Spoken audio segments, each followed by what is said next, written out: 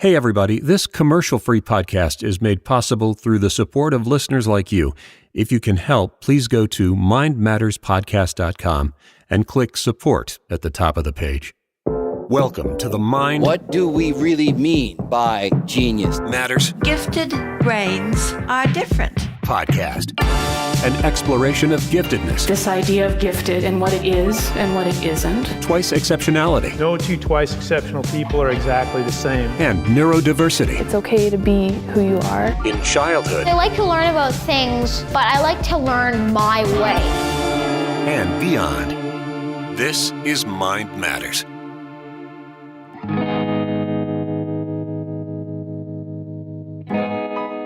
Hi there, I'm Emily Kircher-Morris, and welcome to episode 58.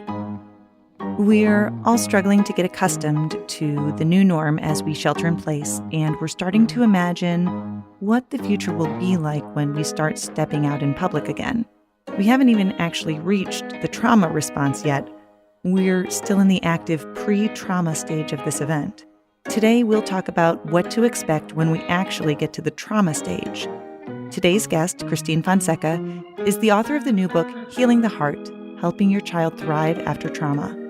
Christine brings her expertise about raising intense, bright children and what the intersection might look like for those bright minds as we move through traumatic experiences like the pandemic we're facing now.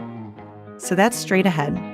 I'm excited to co-host a webinar with Susanna Wood on Tuesday, April 21st on the topic of self-kindness and self-care while taking care of those around you, whether they're family members or students or other people in your life. The webinar is sponsored by the Bellin and Blank Center of the University of Iowa and the Iowa Talented and Gifted Association.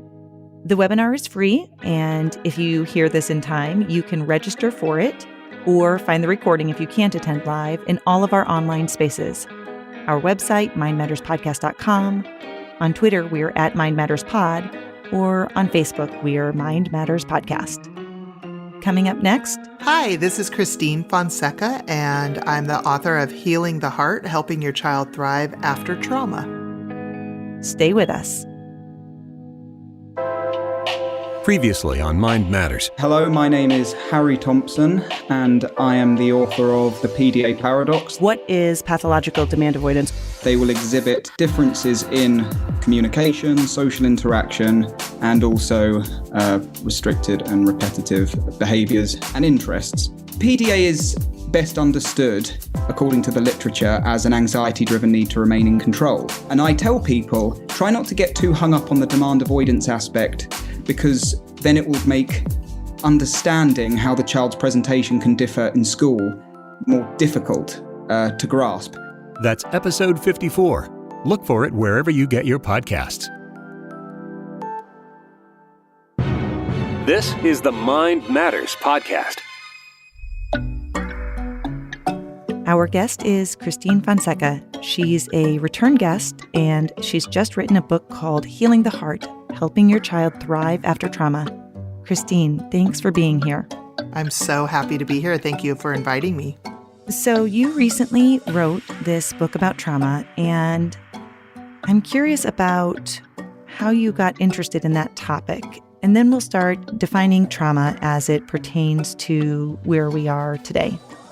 Trauma's been something that's been interesting to me from a study perspective for a number of years, as a lot of the research was coming out on adverse childhood experiences and the impact of those on neurological functioning, the cross-section between that and social-emotional learning. That whole juxtaposition has been really interesting.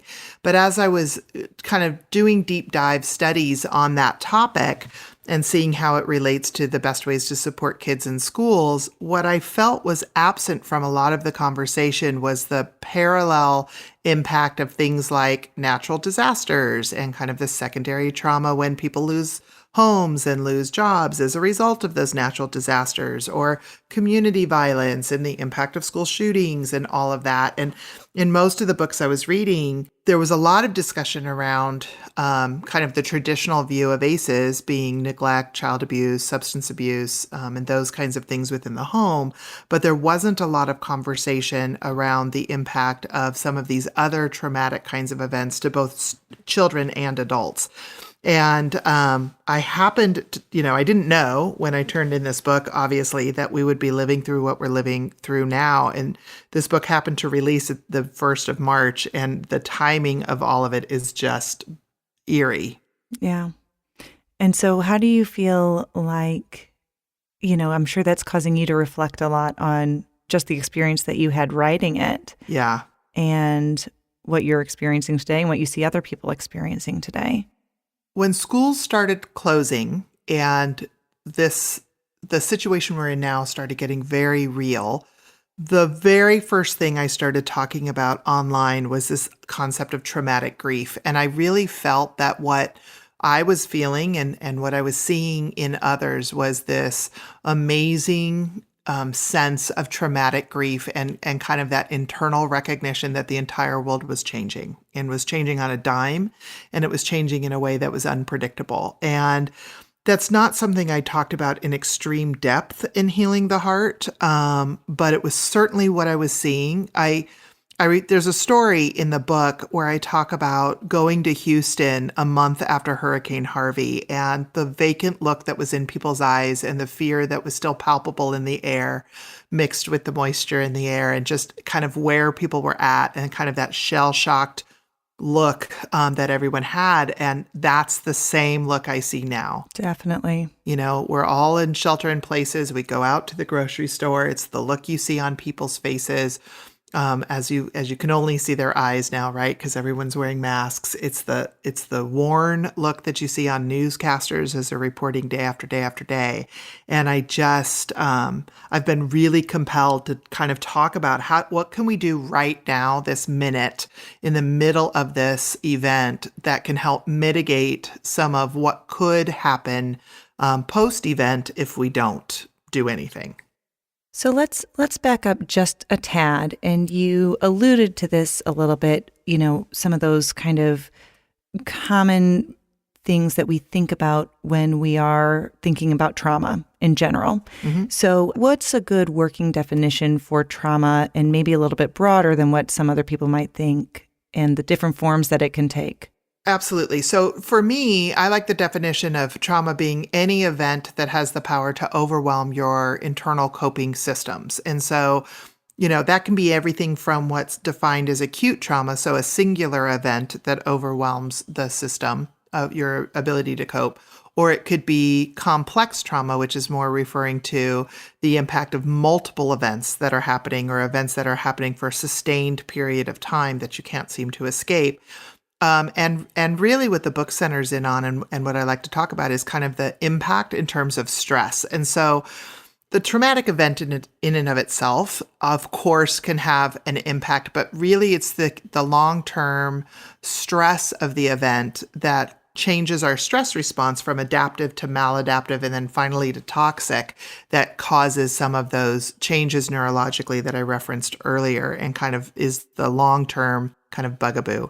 Some of the things that can cause that are things that happen in our home settings. A parent who is a substance abuser, or family member who's a substance abuser, a parent who's been incarcerated, neglect in all of its forms, abuse in all of its forms. But it also extends out to things like a natural disaster, the fires that happened in California, or the hurricanes that have happened over the last few years. Definitely this pandemic would qualify under that category. It could also include things like school violence, community violence. It could include things like severe medical issues that are going on within the family, or illness that's long-term. And it can even include things that have been kind of passed down generationally, different traumatic events that have happened to entire communities of people, and kind of how that has shaped our DNA over time. And so I don't go into extreme depth on that in the book, but all of those are different forms of events that can cause a traumatic response. And then certainly the reality we're living in right now, absolutely for the most part is testing people and is kind of testing that stress response and pushing on us in really different ways. Mm-hmm. You mentioned Hurricane Harvey. And like you said, when you have a whole community who has experienced this trauma collectively, and this is so strange because we're all in this together, but we're all really in it alone too, it feels. That's a great, I love the way you put that. I would say that's very true. Yeah. It's a shared experience, but our individual, our response to the experience is highly individualized. Right. And I think that gifted kids are not always great at asking for help. Gifted adults are perhaps not always great at asking for help because whether it's perfectionism or just that, I can usually take care of things on my own, that sometimes there's just that underlying fear of some vulnerability. And I think that I'm worried. I'm worried about, the people in the gifted and twice exceptional community for that reason. That makes sense to me. Like I think of gifted individuals, and I think there's this interesting phenomenon that happens as I talk continuously with various different gifted humans, whether they be kids or adults, with this idea that the world has this expectation that they can just handle themselves, right? And they have an expectation of themselves that they can just handle themselves. And I think if you have that expectation and you walk into this kind of a situation, you almost don't recognize how dysregulated you are until you're in crisis. And because you don't have a script in your head of how to ask for help when you're in crisis, you don't always know what to do with that. Mm-hmm. And because you tend to feel the world at a very deep and profound level, right now, you're not only feeling your own emotions and how you feel getting through this pandemic, but you're feeling the entire world's emotions. And if you don't have a good way to ground that and to compartmentalize and then process through as you're able to, it can become very emotionally distressing. When you were writing this book and as you educate professionals who work with gifted kids, what are the takeaways for these kids who are facing trauma? So a couple of things come to mind as you ask the question. First is kind of who our gifted children are in terms of their empathy development. And, those areas of overexcitability that we talk a lot about in the gifted literature. And I see a lot of potentially problematic coping mechanisms that are born out of that emotional intensity, right? And that are born out of that deep empathy that they have. What I often see with younger gifted humans, so kids as they're growing up, is a lot of enmeshment with the emotional feelings of those around them, not a lot of good boundaries with that. And so that's where I think this can get particularly problematic. Our gifted kiddos also understand kind of a real world big picture at a younger age than we often realize. And so we've got, I've got 6 and 7 and 8-year-olds that I work with who are looking at this event and kind of playing chess in their head with how this could lay out, months, years from now and what this might mean and the good things that this might mean, but also the bad things that this might mean. And I think that's what happens a lot of times when our gifted individuals are faced with traumatic events.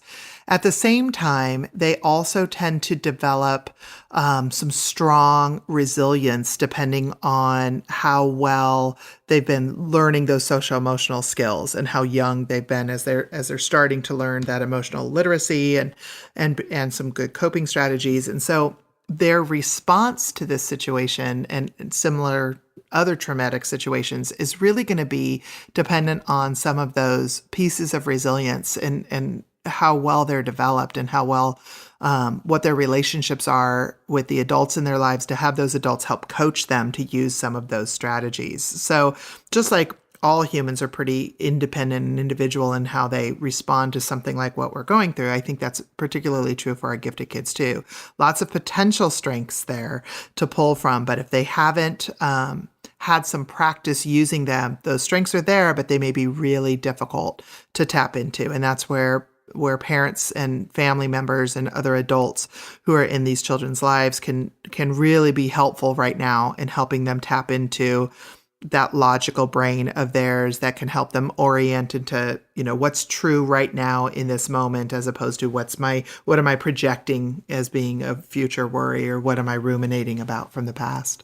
You bring up an important point, I think, that often, whether it's parents or teachers, a lot of people just forget about kids in general, not necessarily only gifted or 2E kids, but and that is that sometimes they actually need to be taught these skills. They don't know how to self-regulate always just on their own. They don't know how to, manage all those emotions, but we do assume that they're going to just figure that out on their own. 100%. And I think that's a missed opportunity, right? And when I coach parents, I'm always talking about just explicitly start teaching these things. It doesn't have to be some formalized, lesson. Right. It's just making use of the day in, day out conversations that are going on and bringing that emotional awareness to bear in those conversations and being willing to go there. And I think the challenge for adults right now is that they're also in varying states of crises, right? They're depending on their experience navigating through really hard times and their success, how much perceived success they've had in that navigation kind of determines how available they are for their children right now. And to be able to recognize when their children need it, to be able to act as a coach to their children and coach them through these difficult times. I think it's a really unique situation that we're in.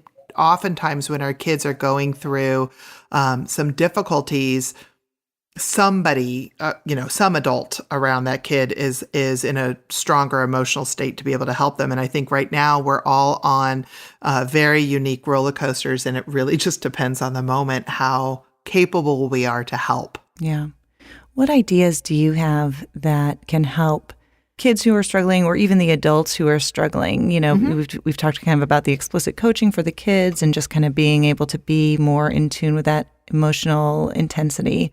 So there's 3 areas that I think we need to focus on right now. And I really think these are probably the only things we really need to focus on.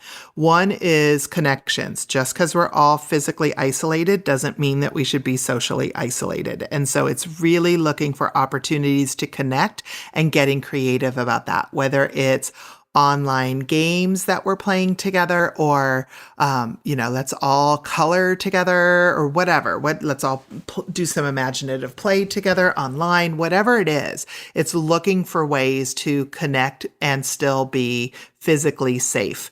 The second area is safety. And for safety, it's not just our physical safety, which we're all trying to do a good job with our health, hygiene, et cetera, but it's also that psychological safety. So what are some ways that we as parents can, or as adults can, communicate safety to, psychological safety to our children? One of the ways is to keep things as normal. And I say that only half joking, right? Because what the heck is normal right now?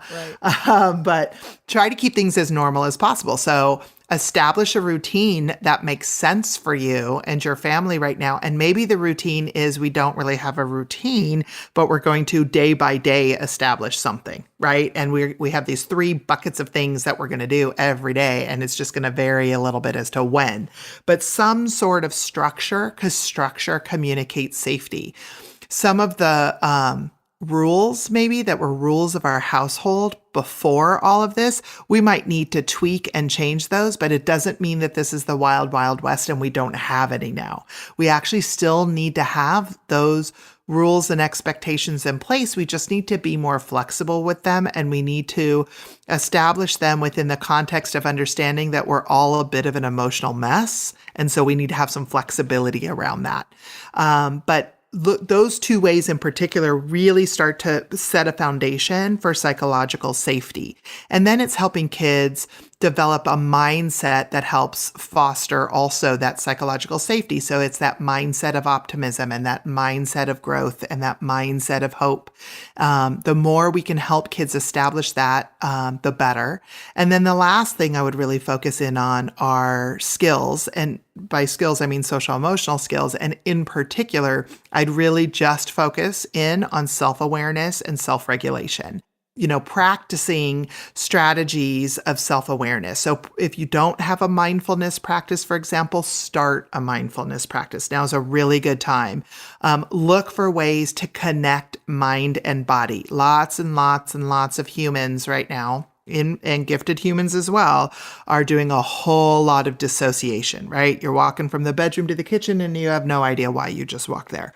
Or you went to go put something away and you put it in some random spot instead of where you normally put it. And we're doing that because we're not connected. Our brains and our bodies are just not well connected right now. It's a natural response to the stress that we're all feeling. So looking for ways to reconnect all of that. I recommended to a lot of families this week, have a dance party in the middle of the day. Like if you have Just Dance, turn that on. If you don't, turn on a radio and just do silly dancing together. And that can help you work the stress through your body and through all the cells and kind of purge all the yuck out and kind of reconnect your brain and your body. But looking for ways to do that, looking for ways to practice coping strategies, whether it's some sort of a breathing technique. My favorite that I use a lot is something called breathing colors. But there's all kinds of ways to breathe. So practice that, practice taking mini vacations mentally, just all of the different kinds of coping strategies that we can use. I think if adults focus on those three broad areas right now for themselves and for their children that they have some influence over, we can navigate through this. It's not that it's not going to be hard. It is going to be hard. And we don't, it's going to be different on the other side of this. And we don't really know what that different is. But if we can establish some of those things, we can at least get to the other side of it in much better shape than we would have if we did nothing. You mentioned that dissociation. And I feel that, like you said, a lot of people are dealing with that. I know you can relate to this, but I feel like I'm somebody who is pretty driven and creative, and that's part of my self-care routine a lot of times. Like that's how I recharge. Oh yeah. And I've had a really hard time doing those things. I just can't motivate myself to do the things, and it's like, and I can't even come up with the ideas. Sometimes it feels like. Yeah. And so I've actually gone back to, I used to always make time to work out, and that's kind of gone by the wayside the last few years because I've just had a lot of things on my plate. And like that part of self-care I can do. I can go for a walk every day. Yeah. I can do that. But I've had to make that a much higher priority than I've had to in the past because a lot of my other skills just aren't, they're not working for me. Oh, I can totally relate. I've had my own self-care challenges as well, and creativity challenges as well. And so, looking for opportunities to kind of redefine all of that for myself and what does that mean and how best can I do it and how can I encourage my child who's home to do that and my other child who's in her own household, like how can I encourage her, and just really paying attention. And I know for me personally, when I find myself being particularly disconnected mind body, it's like, okay, that's a call. That's a kind of red flashing light, if you will, that I am not practicing self-care the way I need to. And so really making that a huge priority. And I've learned every couple of days I have to take stock personally and kind of really check in with myself as to where I'm at. And I've been encouraging families to do that as well. And just flexibility is the name of the game right now in terms of figuring out how best to navigate through this. Yeah.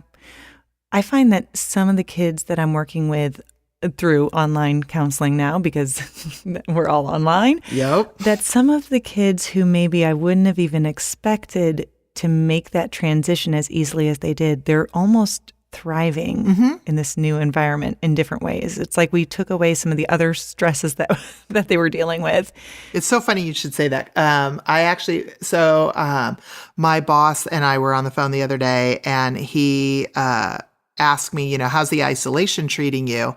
And I said, dude, I'm an introvert. Like there's a whole part of this that actually is not bad. Like that I am totally okay with. I said, as long as I get opportunities to connect online in certain ways that are not work related, like I'm good.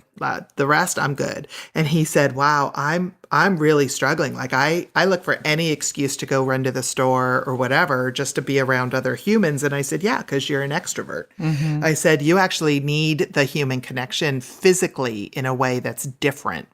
And he goes, yeah, but I don't need to talk with people. And I said, yeah, because that's not what being an extrovert's about. It's about your nervous system and what supports your nervous system best. And I go, that's all about energy. And I said, it's just two different approaches. And so with regards to your question, I think we do have a whole classification of kids. And for whatever reason, gifted kids tend to fall more in the introvert camp than in the extrovert camp in general. But I just think there's a whole hunk of people that are like, oh, finally, I don't have to deal with that like human to human contact for 6 hours a day. Right. Yeah. I'm okay. I can do this, Well, especially in some of the 2E kids too, who oh, 100%. It's like, oh, this is, I don't have the distractions. I'm not constantly getting in trouble. I'm not, whatever. I think you brought up a good point too with that. I'm not constantly getting in trouble, right? Because I think where it gets toxic, where our work environment or school environments can be toxic right now, is if there's that pressure of feeling like if I don't perform in a certain way, the way people expect me to, that somehow I'm going to be in trouble. I think that's where it starts to backfire. Right. And so for the kids who are having really healthy school experiences, maybe for the first time ever right now, because lots and lots of schools are saying, hey, we're going to convert to pass fail, or the only kinds of, assessment you'll give can help you, they can't hurt you. Like that just took all of the performance-based anxiety off the table. Mm-hmm. And now we can just learn for the sake of learning. And I kind of hope going forward, that's something we would look at hard in the field of education and say, hey, did we stumble onto something here? Speaking of, looking towards the future, I'm just asking for your prediction now. My crystal ball. Yeah. Well, I mean, and it's just interesting to kind of think about, but what do you think is going to change? What do you think we'll gain or lose? Everything? Is that a good answer? All of the things. They're all going to be gone. Right. All the things.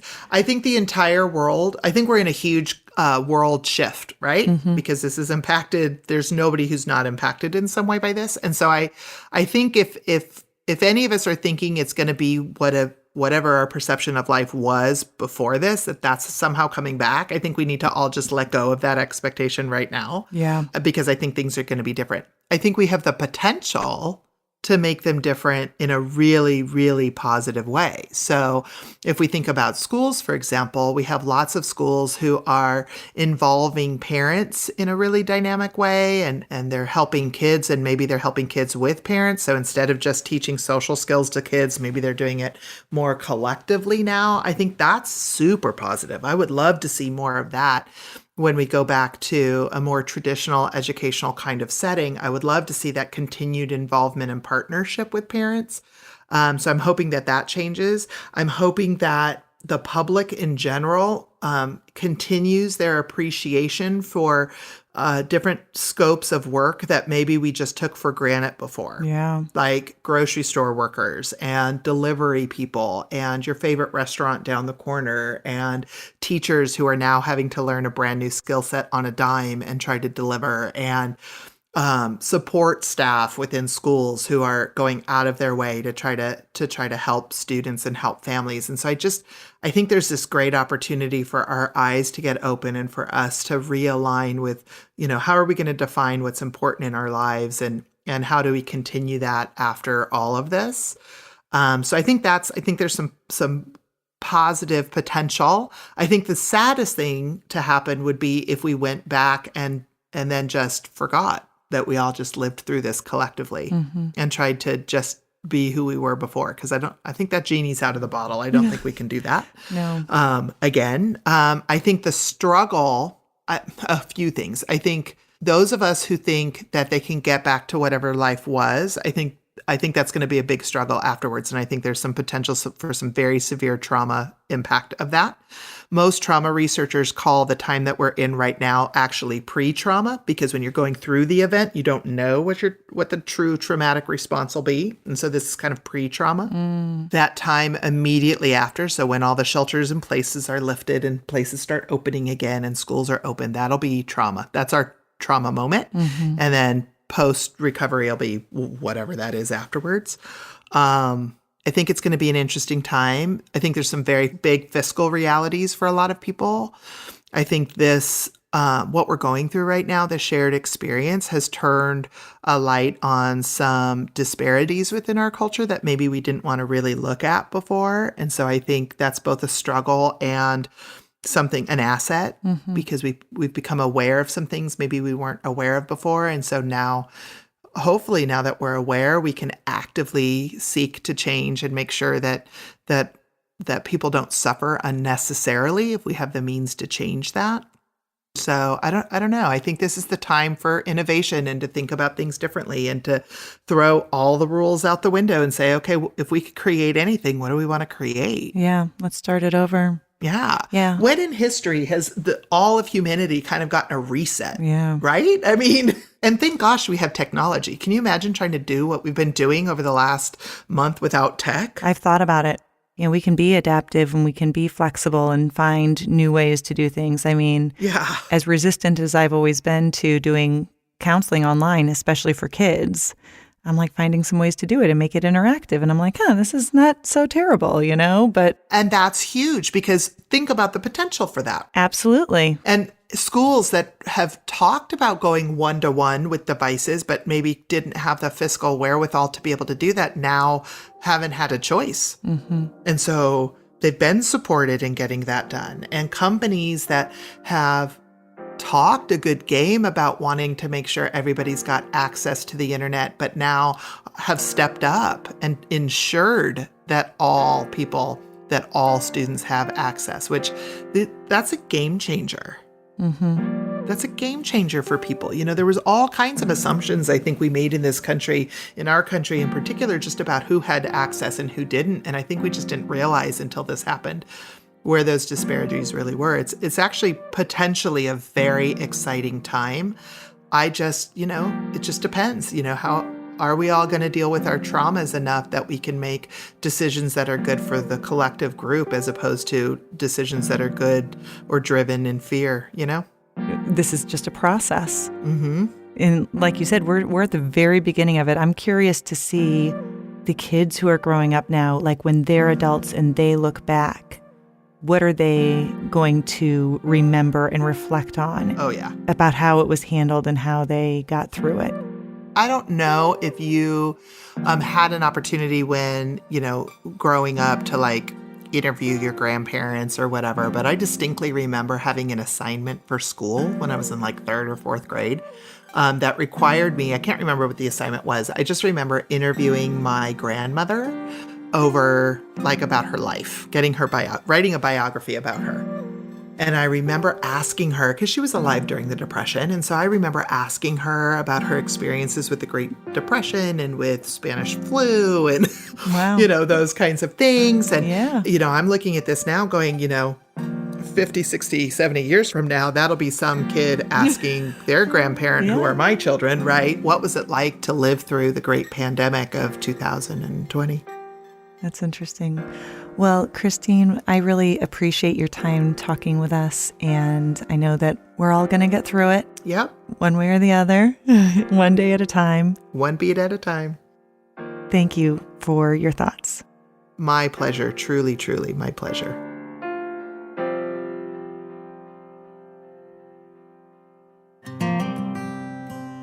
Each of us has a different set of skills and resilience that will influence how we process traumatic events and how we come out the other side.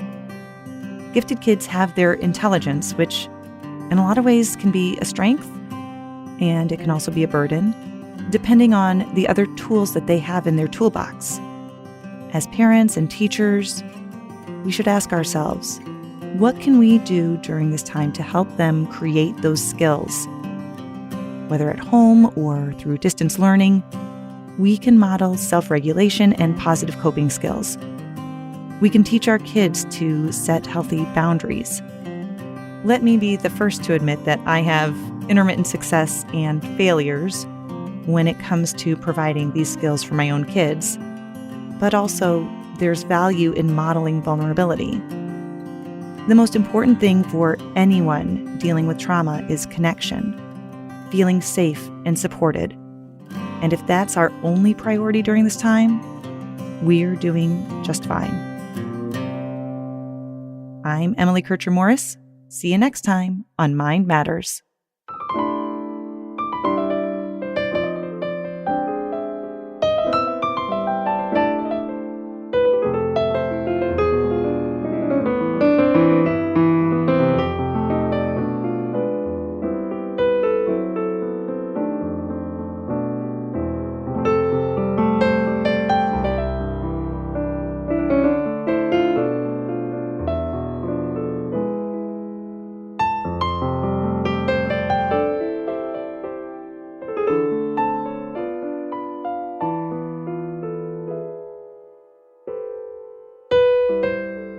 Thanks again to Christine Fonseca. You can visit our episode page at mindmatterspodcast.com to find links to her website, to buy her book, and of course for a transcription of the interview. Also, thanks to our Patreon patrons who help us defray the expenses of producing the podcast. You can become one at patreon.com/mindmatters. For Emily, I'm executive producer Dave Morris. See you next time. Stay safe. Stay healthy.